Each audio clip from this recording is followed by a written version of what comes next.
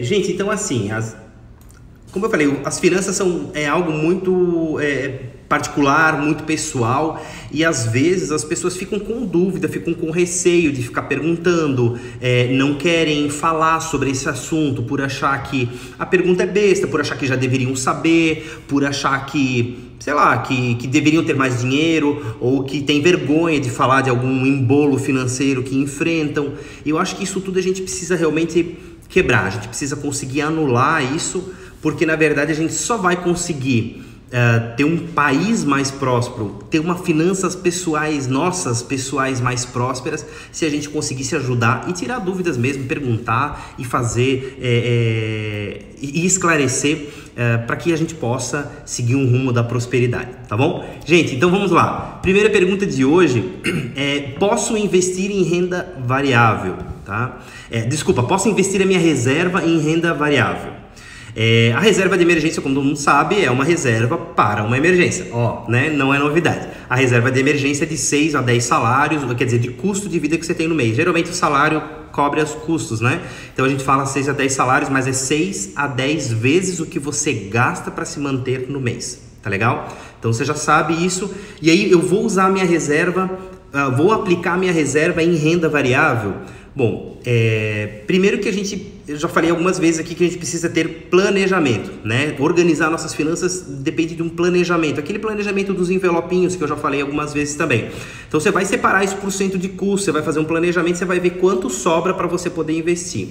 Então você vai investir em renda, e aí diante dessa fotografia você vai conseguir fazer uma organização, né, dos seus investimentos futuros. Então assim, como é que você vai investir em renda variável, algo que você pode em algum momento precisar, né? A opção é tua, quem vai investir é você, mas eu quero fazer que você entenda qual é a finalidade de uma reserva de emergência e qual é o risco de você deixá-la numa renda variável. O risco não é somente a oscilação, lógico que a oscilação é o maior risco, né? Mas você não tem a liquidez, mesmo investindo em bolsa. Mas Peter, ali não é dinheiro investido, eu não consigo resgatar a hora que eu quiser? Sim, você consegue resgatar a hora que você quiser. Porém, se você comprou uma ação de uma empresa, renda variável é ações, né, gente? Só para deixar bem claro. Renda variável, então ações. Comprou ações de uma empresa e você de repente precisou daquele dinheiro e ele está lá naquela empresa e aquela empresa justamente está num ciclo de baixa agora. Então você não pode garantir que aquela empresa vai estar sempre com as cotas dela valorizadas, que ela vai estar sempre com as cotas em alta, né? Então, se você precisar mesmo daquele dinheiro naquele momento, você tiver que resgatar ele e elas estiverem em baixa, quando você fizer o resgate, você vai realizar o prejuízo. Se elas estiverem em alta, você vai realizar o lucro. Então, é muito perigoso que você deixe a reserva de emergência, que como o nome diz, é para uma emergência, algo inesperado, que você você não vai prever, e você precisar sacar esse dinheiro de repente, né? E você está num ciclo de baixa dentro da bolsa, onde você talvez não deveria estar sacando, que você realmente deveria esperar e segurar esse dinheiro lá, tá?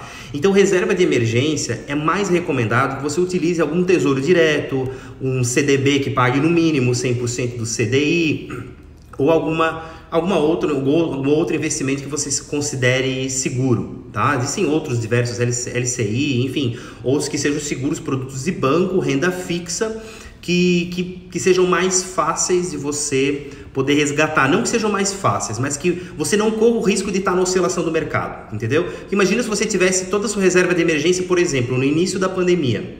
E aí o que aconteceu com as ações de muitas empresas? O que aconteceu com as ações de muitas empresas? Elas despencaram um monte. Aí se você precisou sacar o dinheiro naquele momento, você fatalmente vai perder dinheiro, e perdeu muito, às vezes muito mais, né? Tipo, muito mais do que os rendimentos, você vai perder o capital mesmo, com certeza vai perder o capital.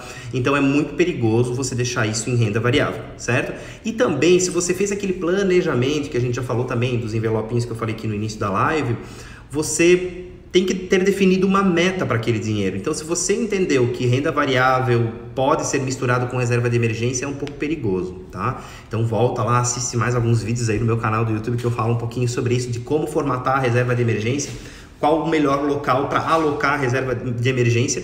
E eu também estou lançando ainda essa semana um vídeo sobre Tesouro Direto, que eu vou explicar um pouquinho melhor o funcionamento do Tesouro Direto, para que todo mundo possa entender, né? Entender essa possibilidade que vai render sempre 100% Selic, tem o Tesouro Selic, enfim, tem várias métricas ali, mas isso é para uma outra live, tá bom? Pessoal, então assim, renda variável, posso investir, a reserva de emergência, posso investir em renda variável? Pode, a carteira é sua, você faz o que você quiser, tá? O recomendável é que seja um dinheiro com liquidez e que esteja estável, que você possa realmente contar com ele, legal? Gente, a próxima, tem uma pergunta bem particular de uma empresa chamada Prudential. Prudential é uma securizadora, né, de vida.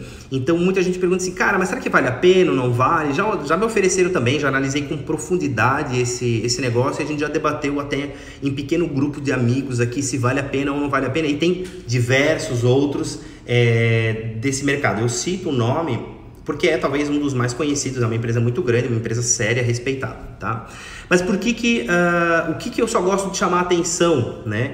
Seguro de vida é um investimento, eu vou fazer porque ele vai me cobrir em caso de uma emergência, ele é quase uma reserva de emergência. Não é isso, tá? Seguro de vida não é investimento, seguro de vida é seguro de vida. Você não tem a flexibilidade que você tem na reserva de emergência. Por exemplo, eu fiquei sem emprego, tudo bem que o Prudential tem uma linha lá que se você ficar sem emprego ou tiver um acidente, ele vai cobrir uma parte disso com você. Mas você está sempre sujeito às regras do jogo, certo? As regras do jogo daquela empresa. Então assim, se você porventura quiser fazer qualquer outra coisa com aquele dinheiro, você não vai poder. Você vai ter algumas situações específicas em que você pode sacar o dinheiro e fazer com ele o que você bem entender. Então, reserva de emergência, ela não tem a finalidade de ser um seguro de vida e nem o contrário, tá? Seguro de vida é seguro de vida. Reserva de emergência é um investimento calculado entre 6 a 10 vezes o seu custo de vida para você fazer o que você quiser. Você não vai estar numa cartilha de regras. Então, Prudential é legal, seguro de vida é legal,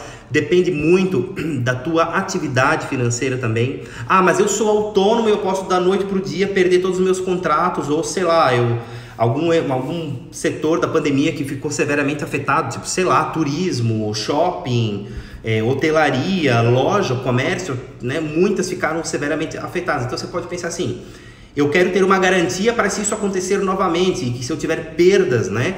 Mas você tem que estar muito atento ao contrato desse seguro que você vai fazer. Então o Prudential é um seguro muito completo, né? Se você sofrer qualquer tipo de imprevistos, mesmo como uma demissão, ele também cobre, dependendo do plano que você vai contratar. Então se você é autônomo e você tem uma vulnerabilidade de renda muito grande, vale a pena você considerar uma possibilidade como essa. Se você é CLT ou funcionário público, tudo bem que ele também se aplica a essas situações, mas ainda assim, se você é CLT, tem uma certa estabilidade ou estabilidade como funcionário público, ou ainda você tem renda passiva, e renda passiva talvez é significativa, né, que ela realmente cubra boa parte do seu custo mensal, de repente vale a pena você analisar com um pouco mais de critério se você faz ou não um Prudential ou qualquer outro tipo de seguro de vida, legal? Porque se você tem variedade de renda, você tem outras fontes de renda, e eu falo muito sobre isso, de não contar com uma única fonte de renda, do risco da gente contar com uma única fonte de renda, um produto como esse é fenomenal para você. Ou se você tem uma única fonte de renda, digamos, você tem uma atividade ativa, a sua profissão, a sua renda ativa e a sua renda passiva é muito pequena, ela não cobre nem 10% dos seus gastos, sei lá, 5% dos seus gastos. Então, claro, você precisa se proteger, se você ainda for autônomo, algo que dependa exclusivamente do teu trabalho, né? Sei lá, se você for médico, for dentista, for advogado, que dependa exclusivamente do teu trabalho, vale a pena considerar, vale muito a pena você considerar um plano como esse, tá? Mas às vezes, se você for empresário, dependendo do ramo, dependendo da equipe, dependendo do nível de delegação que você tem, o nível de organização que você tem, tudo isso você precisa considerar, tá bom? Então não vou dizer nem que é bom, nem que é ruim, mas que ele tem essas particularidades que você precisa saber, tá? E ele não é...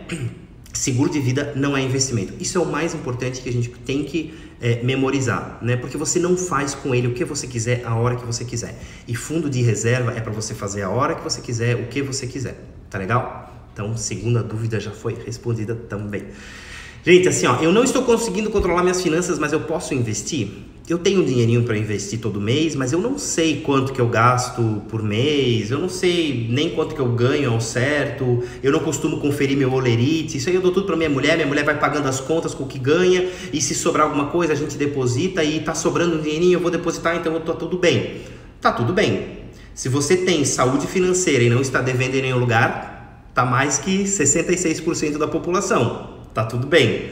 Mas se você quer crescer financeiramente, se você quer ter um ganho exponencial, se você quer ter segurança, você precisa ter controle de onde você quer chegar. Você precisa definir sua meta, você precisa definir seu caminho, você precisa controlar a sua vida e não deixar ela simplesmente no ar. Eu recebi dinheiro, vou pagando as contas conforme eu quero, mas e se não der o dinheiro suficiente? E se de repente em algum momento faltar dinheiro? Se eu tiver algum imprevisto com o carro, por exemplo, eu precisar sacar e eu não tiver em reserva de emergência, então já não está sobrando aquele dinheiro.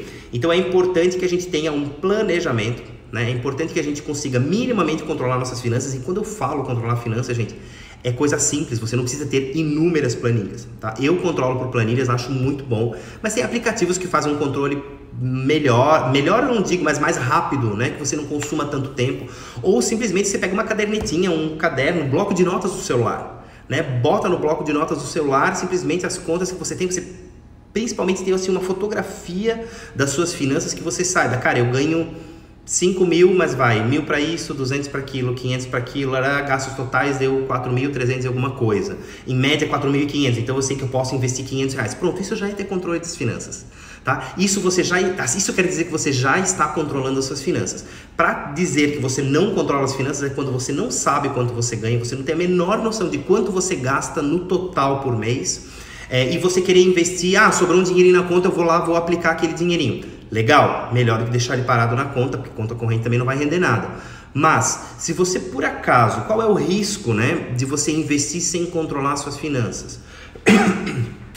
É você simplesmente colocar o dinheiro em alguma aplicação e você não atento, não conhecendo o tipo de investimento, às vezes ele não vai gerar rentabilidade se você fizer um resgate antes do tempo.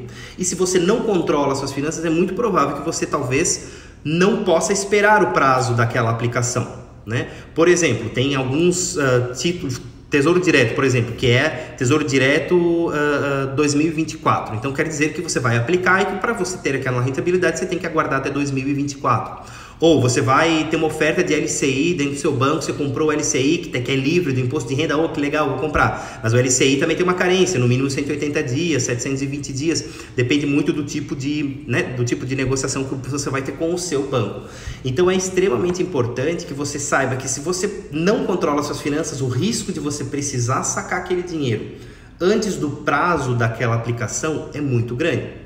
Pode acontecer e tem uma chance muito grande disso acontecer. Porque de repente, eu apliquei, sobrou R$1.000 na minha conta, vou aplicar esse dinheiro esse mês, pô, que legal, mas eu esqueci que eu tinha revisão do carro, eu esqueci da fatura de energia e eu vou precisar sacar uma parte desse dinheiro e esse dinheiro estava atrelado a uma carência, né? Então, isso tudo você precisa se atentar. Então, quando eu falo em controlar finanças, não é um controle gigantesco que você precisa perder horas na frente de uma planilha, gráficos, não é nada disso, nada disso.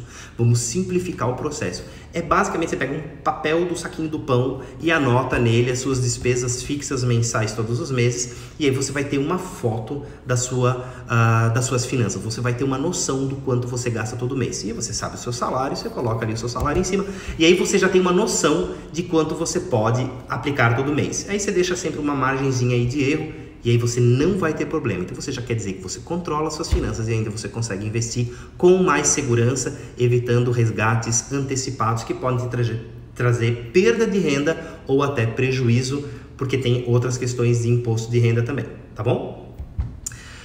Então, próxima pergunta. Quando eu digo, você diz que se pague primeiro, você está falando da reserva de emergência? Então, surgiu algumas dúvidas depois dessa live da reserva de emergência, justamente porque se pagar primeiro não é especificamente da reserva de emergência. Se pagar primeiro nada mais é que um termo que se usa no mercado financeiro para que as pessoas incluam os investimentos mensais nas suas despesas. E eu explico. Se eu tenho R$1.000, sei lá, R$500 de condomínio, 200 de energia, e aí você vai colocando 1.000 de escola, e assim você vai colocando, né, escola dos filhos, tal, 1.000 de saúde e tal, você vai colocando seus gastos. E aí lá no meio você coloca o CIPAG, que é tipo um boleto imaginário, que é você aplicando aquele dinheiro, investindo aquele dinheiro em algum lugar para ter uma reserva no futuro. Precisa ser reserva de emergência? Se você ainda não tiver reserva de emergência, o seu objetivo para o CIPAG, para depositar o dinheiro para você mesmo, é para constituir a reserva de emergência. Terminou a reserva de emergência, o CIPAG, que é o dinheiro para você mesmo, vai atender um próximo objetivo, que é, por exemplo, minha aposentadoria, ou ter um fundo para, sei lá, um fundo, né, um pouco de dinheiro para trocar meu carro, ou o próximo objetivo é reformar minha casa, comprar um celular, enfim, sei lá. Então você tem que definir uma meta para esse CIPAG, para que você se mantenha motivado e tenha a disciplina de realmente se pagar mês a mês, tá legal? Então sempre tenha um objetivo. O objetivo precisa ser reserva de emergência? O reserva de emergência é a primeira delas. Se você não tem a reserva de emergência, começa a fazê-la logo. Mas eu não tenho, não está me sobrando muito dinheiro. O CIPAG ele tem que entrar no seu orçamento, assim como você vai dar um jeito de pagar a fatura de cartão de crédito, assim como você vai dar um jeito de pagar o condomínio, assim como você vai dar um jeito de pagar essa fatura de energia, senão eles cortam isso tudo de você. Ou você vai responder um processo, ou você vai, sei lá, né, para leilão, busca e apreensão, aquele rolo todo. Então, se você dá jeito para todas as outras contas, você tem que dar jeito para o CIPAG. O CIPAG é imprescindível, porque senão você vai estar o tempo todo correndo atrás do próprio rabo. Sem contar que vai viver sem reserva de emergência, vai viver numa insegurança financeira, isso gera estresse, gera perda de saúde, gera briga de casal, gera várias coisas, tá? Então é importante que a gente tenha sempre um objetivo, sempre uma meta. E, claro, a reserva de emergências é a primeira delas, tá bom? Fez essa, vai para a próxima. Fez a outra, vai para a próxima. Até você ter dinheiro investido, sem dívida, com reserva de emergência, dinheiro investido, que é, assim, o patamar ideal que todo mundo deveria conseguir ter, tá bom? Gente, próxima dúvida. Temos tempo. Qual o melhor investimento para se aplicar hoje? Essa pergunta me fazem algumas vezes, né? Eu gosto muito de falar sobre investimentos, acho que já deu para perceber sobre isso, e eu costumeiramente falo sobre investimentos muito antes de abrir o canal aqui também e compartilhar isso com mais pessoas. Então, muitas vezes as pessoas perguntam, tá, mas cara, eu queria uma dica, o que tu investiria teu dinheiro? Se tu tivesse, sei lá, se tu tivesse ganho R$100.000 hoje, sei lá, o que você faria com esses R$100.000? Onde você investiria esse dinheiro? Então, essa pergunta é coisa, eu acho que é coisa do brasileiro, ou talvez até do ser humano. Eu não tenho conhecimento tão psíquico assim para a gente poder responder, né, sobre essa parte psicológica do ser humano mesmo, mas eu acho que é do ser humano como um todo. A gente sempre quer, e o brasileiro é muito forte nisso, a gente vê isso traduzido na política, a gente vê traduzido isso em diversas esferas, e é extremamente interessante que o brasileiro quer ter um caminho das pedras, o brasileiro quer ter um salvador da pátria, o brasileiro quer ter uma indicação milagrosa que vai fazer ele ganhar muito dinheiro da noite para o dia, ou que seja assim um investimento que, eu vou ganhar muito dinheiro nesse negócio aqui. Mas, lamento dizer que isso não existe, né? Isso não existe em nenhum lugar. Não tem, se alguém te disser assim, cara, vem aqui porque eu vou te ensinar a ganhar R$1 milhão, você vai ganhar R$1 milhão trabalhando, guardando e aplicando, investindo melhor aquele teu dinheiro. Vai ser da noite para o dia? Não, não vai. Tem alguma aplicação em específica? Não, não tem. Não tem uma receita de bolo, não tem uma coisa só. O segredo para você ter sucesso nas finanças é você pulverizar a sua carteira de investimentos. Aquilo que eu acabei de responder na pergunta anterior, você não depender de uma única receita. Nos seus investimentos não tem um único investimento que é bom. Eu invisto em imóveis, eu vou investir em fundos imobiliários, eu vou investir em ações de qual empresa? De tal, de energia, de vestuário, construção civil, shopping. O que eu faço? O que eu invisto? O melhor é você pulverizar. Porque ninguém tem bola de cristal. Por mais que os analistas analisem o mercado de cabo a rabo, analisem empresas, façam análises muito bem fundamentadas, você não tem como prever o futuro. Ou sim. Quem por acaso poderia prever a pandemia? Nos níveis em que ela está. Quem poderia prever a pandemia? Quase 2 anos, né? 1 ano e meio já estamos com ela. Então você não tem como conseguir prever as questões econômicas que vão afetar diretamente seus investimentos. Então, se eu disser para você que tem um investimento que é muito bom, bota todo o dinheiro que você ganhou naquele negócio ali, é mentira. Não façam isso, tá? E as pessoas que normalmente ficam mais à procura disso, e isso não tem problema nenhum, isso que eu vou falar para vocês agora, tá? É extremamente importante. Não tem problema nenhum pensar dessa maneira, eu também já pensava dessa maneira, e a gente precisa o tempo todo se autoconhecer e se autodesenvolver para poder fugir desse tipo de armadilha. As pessoas que querem, geralmente as pessoas que querem um tipo de investimento, querem um milagre, querem um dinheiro rápido e fácil, essas pessoas são presa fácil para pirâmides financeiras, esquemas de golpe e tudo o que não vai gerar renda para você. Na verdade, parece muito bom, mas vai ser uma baita de uma enganação, tá bom? Então, se você pensa assim ainda, se você ainda acha que vai ter um tipo de investimento muito bom para você poder ganhar muito dinheiro, ou que você vai ganhar dinheiro muito rápido, fature tantos milhões em tão pouco tempo, trabalhando pela internet, trabalhando, investindo em tal fundo, botando em bolsa, não é assim, tá? Investir em bolsa de valores pode dar muito dinheiro, mas também pode dar muita pobreza, pode gerar muita perda de dinheiro, pode gerar muita instabilidade psicológica, muitos problemas emocionais, pode quebrar muita gente, tá? Então, se você não se sente confortável com algum tipo de investimento, não faça. Faça aquilo que você se sente confortável. Se você quer investir o seu dinheiro, por mais que você não tenha muito dinheiro, pulverize esse dinheiro. Não coloque ele todo numa instituição. Claro, a gente tem fundo garantidor, Tesouro Nacional é garantido, Tesouro Direto é garantido pelo Tesouro Nacional. A gente tem segurança nessas aplicações, lógico que tem.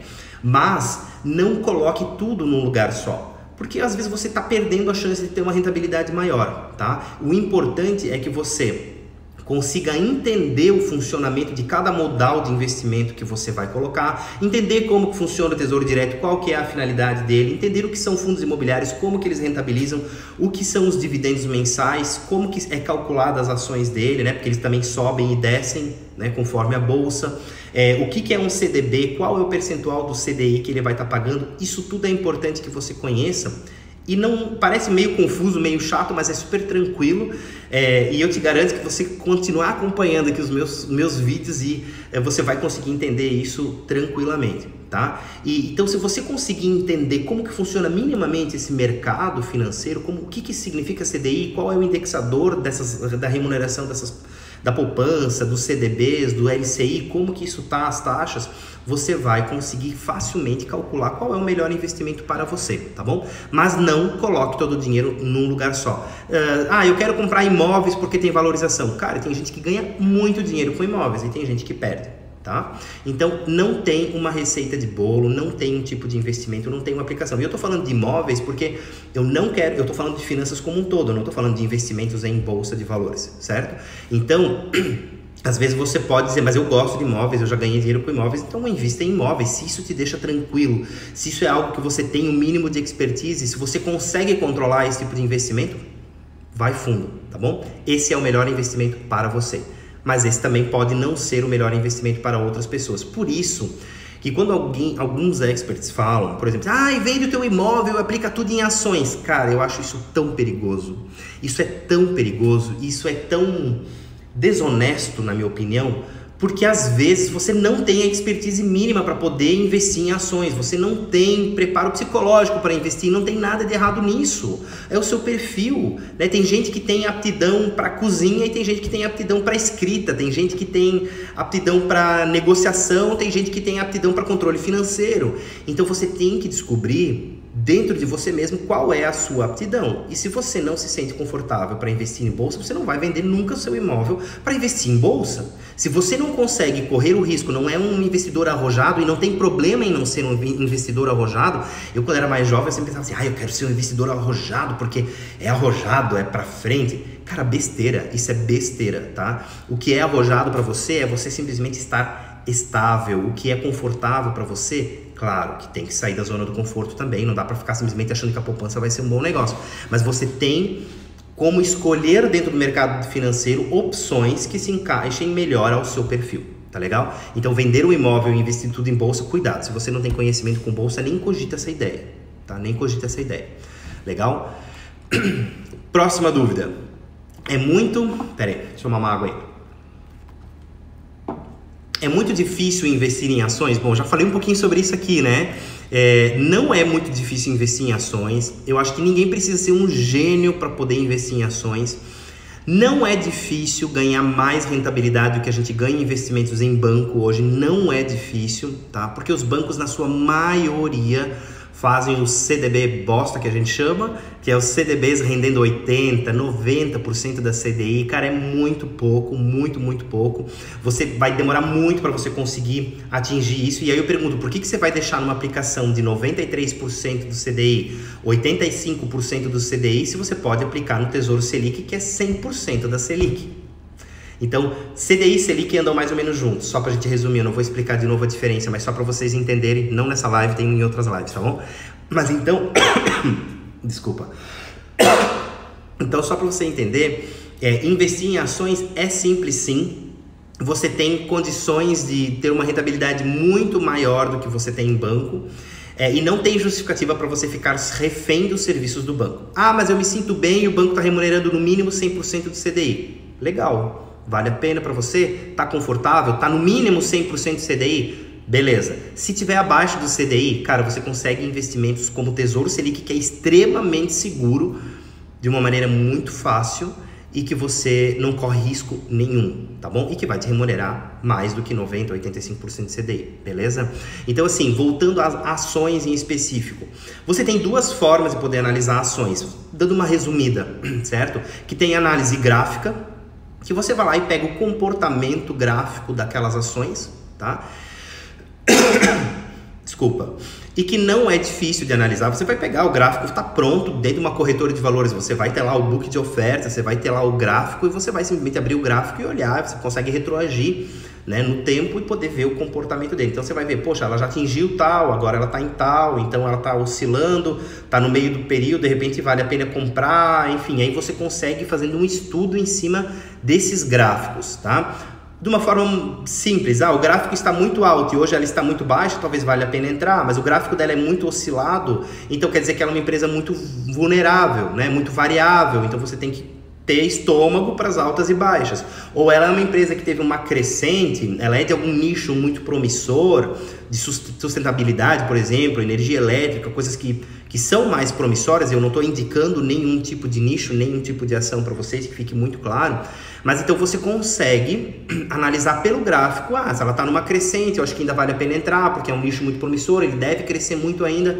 Só pelo gráfico você já consegue fazer uma análise, já consegue fazer investimentos interessantes. Tá? Warren Buffett sempre fala que antes de ganhar muito dinheiro, a gente tem que investir para não perder dinheiro. Então você analisa o gráfico e saiba a hora certa de entrar. Essa é a dica número 1 para a gente poder analisar uma ação.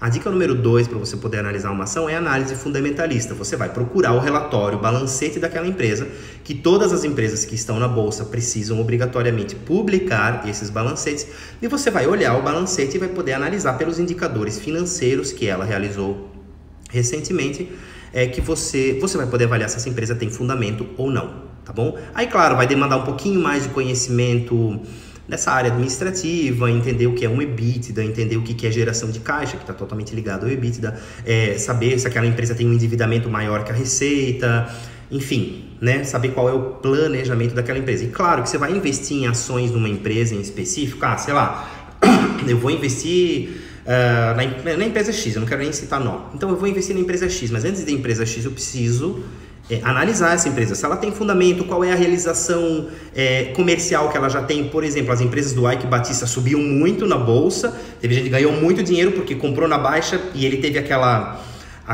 sei lá, foi até uma coqueluche, sei lá, momentânea, né? E aí valorizou um monte de gente começou a botar dinheiro, foi no efeito manada, não analisaram o balancete da empresa para ver que essa empresa não tinha operação.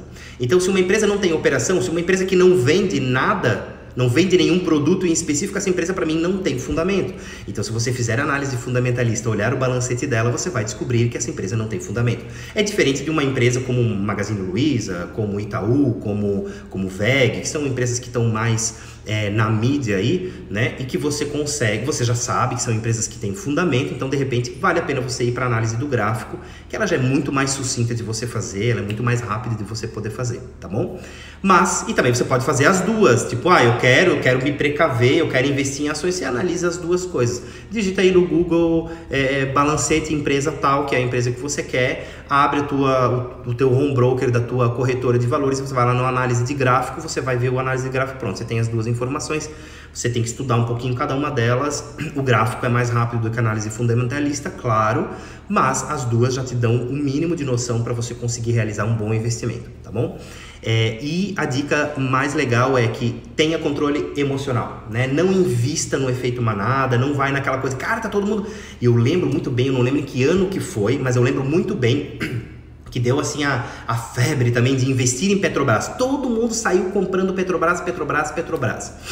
E tem uma situação que muitas vezes, quando querem potencializar alguma empresa, e nesse caso o governo mesmo, na minha opinião pessoal, existem teorias da conspiração que afirmam isso, também não tirei isso só da minha cabeça, mas que justamente o governo lançou esse boato para poder captar mais recursos para poder fazer investimentos com a Petrobras.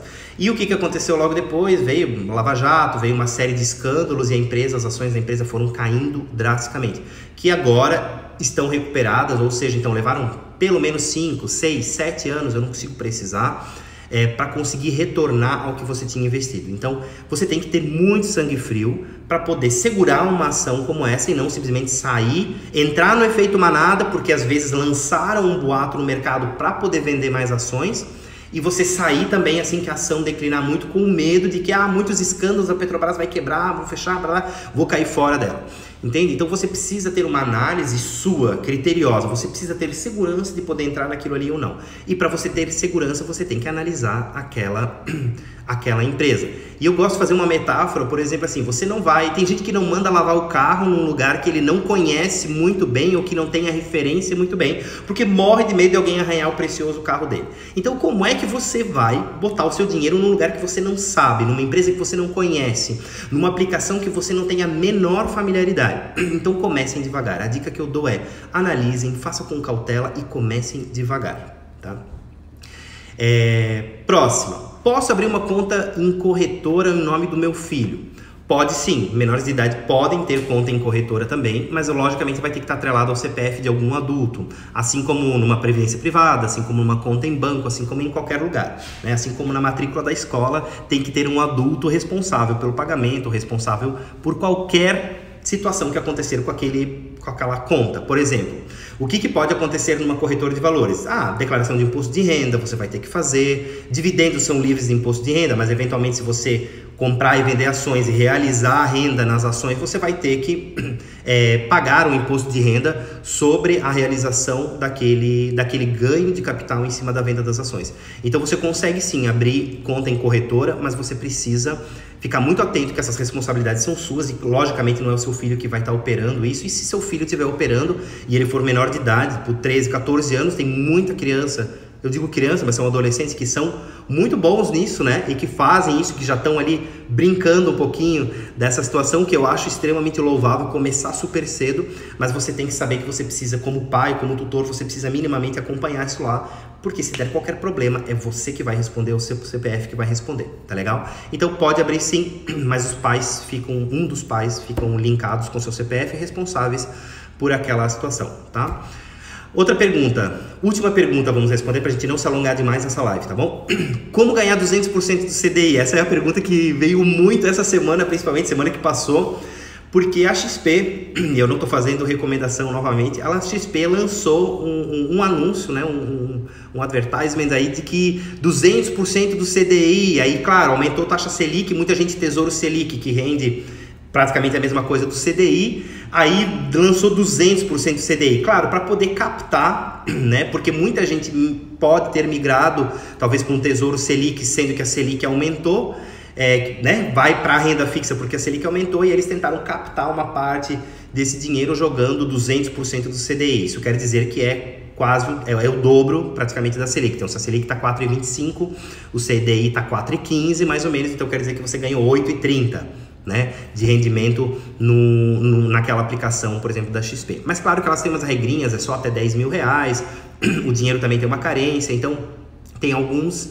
alguns pormenores aí que você precisa analisar, tá? É um bom investimento? Logicamente, se você está em renda fixa, se você está ganhando só Selic, ou se está ganhando tipo 70% do CDI numa poupança, o que é 70%? O que é melhor, 70% ou 200%? A resposta fica com vocês mesmos, tá bom?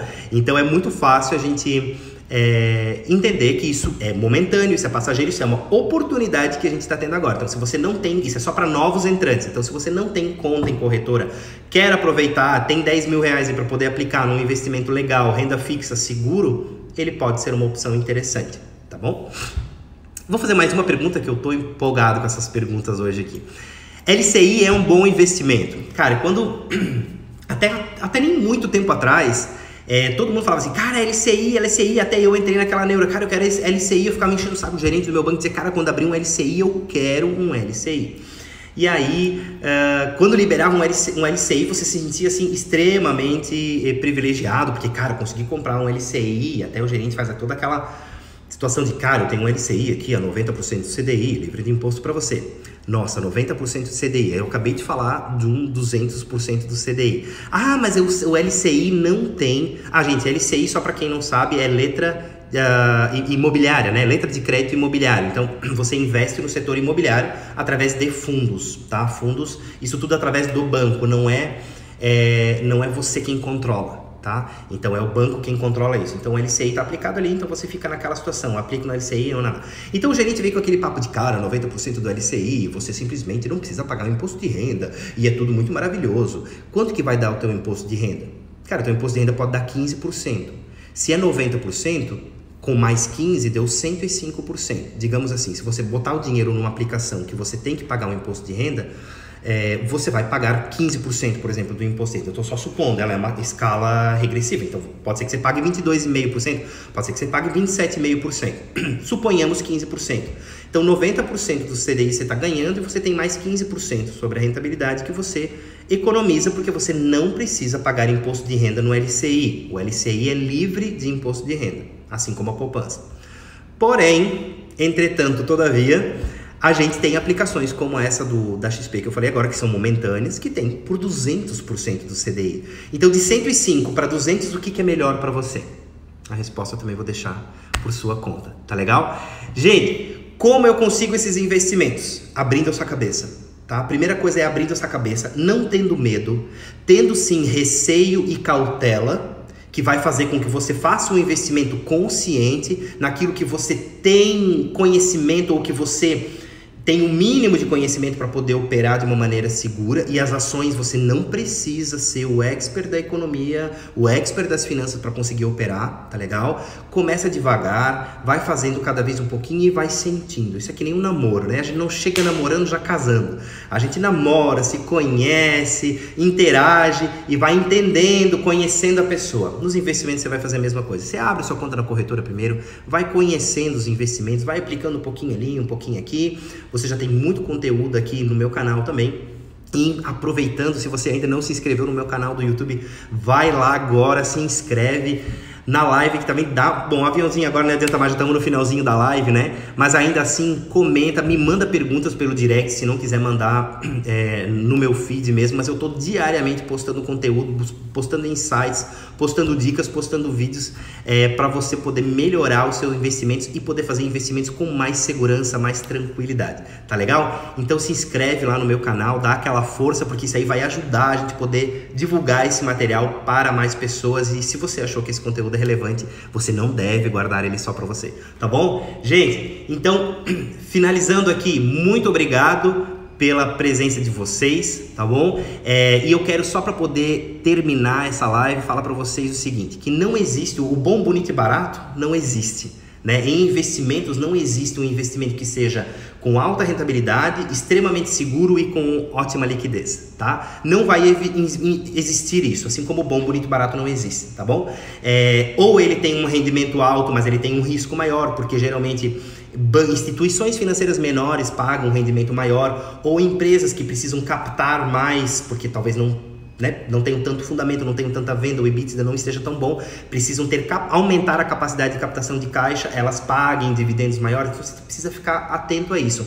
Então, existe sim meios de você poder ter rendimentos significativos muito melhores que você tem no banco hoje, minimamente estudando esses processos e agindo com cautela, tá bom? E eu tô aqui para te ajudar nisso. Com certeza a gente vai caminhar junto e a gente vai conseguir melhorar a vida financeira de todo mundo, tá bom? Gente, um abração, um beijão para todo mundo. Quarta-feira às 19 horas tem mais uma live sobre investimentos financeiros. Valeu, tchau, tchau!